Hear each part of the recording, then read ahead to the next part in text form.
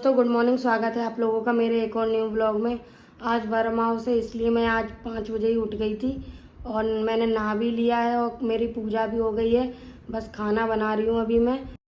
मेरा और मेरी सास का दोनों का ही वट सावित्री का व्रत है, तो जल्दी जल्दी मैं किचन में आ गई थी।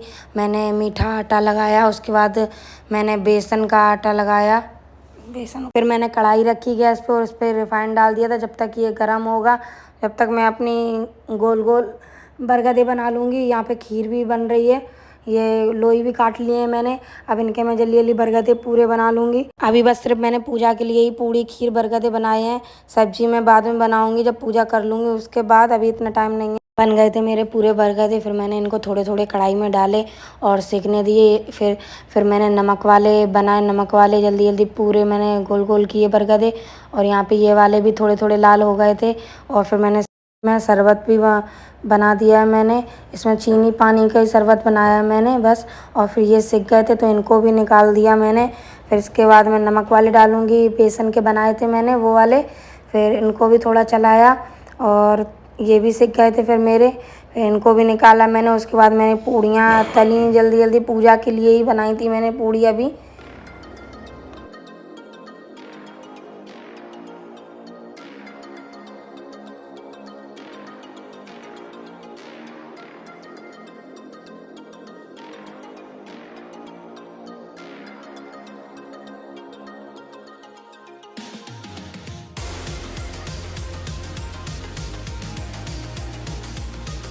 पूजा के लिए मेरी पूड़ी बन गई थी सारी और मैं फिर तैयार भी हो गई थी और मेरा थाली भी लग गई थी पूजा की। और फिर उसके बाद मैं नीचे आ गई थी, नीचे ही पूजा करनी थी आज। मैंने गौर मैया बनाई, उसके बाद फिर हम लोगों ने पूजा की। फिर मैंने गौरी मैया को सिंदूर लगाया और रंग लगाया, उनके पैर छुए। उसके बाद वट के पौध को तिलक किया हल्दी चावल से, और गौरी मैया का भी तिलक किया हमने। फिर उसके बाद रंग लगाया पैरों में, फिर पूजा की, होम किया। और उसके बाद फिर फेरी लगाई पीले धागे से। पहले माँ ने लगाई, फिर मैंने लगाई।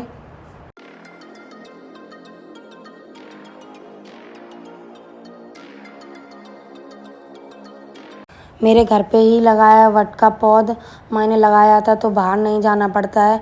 फिर मैंने गले मिले वट के पौध के। उसके बाद फिर चने खा के शरबत पिया जो बनाया था मैंने पहले।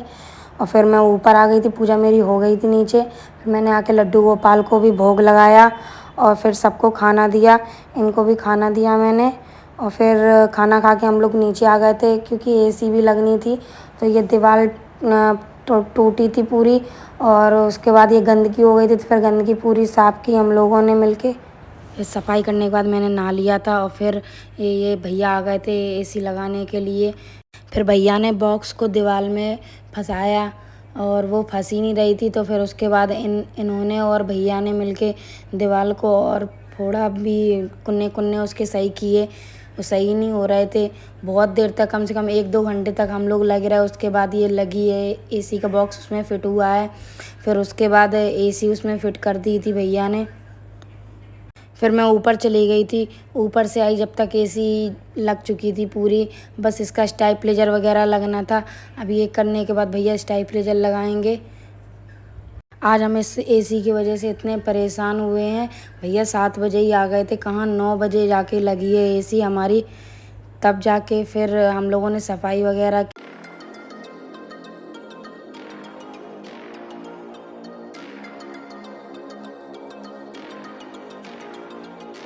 और फाइनली मेरी एसी लग गई है।